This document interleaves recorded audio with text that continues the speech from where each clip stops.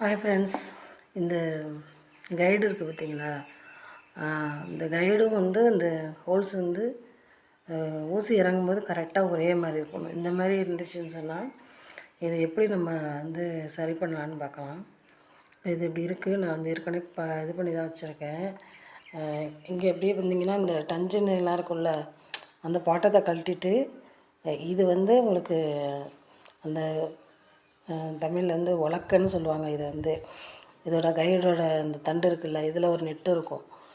இது ஊசி போகிறதுக்கு உள்ள ஊசி உலக்கைன்னு சொல்லுவாங்க. இது தமிழில் இப்படி சொல்லும்போது அப்போ நம்ம இதை சரி பண்ணாலே அது கரெக்டாக வந்துடும். நம்ம இங்கே பாருங்கள். இப்போ இதை இப்படி நேராக வச்சுக்கோங்க. இப்படி நேராக வச்சுக்கிட்டு இந்த நெட்டு இருக்குல்ல, நெட்டை ஃபுல்லாக ஃபுல் டைட்டு வைக்கணும்.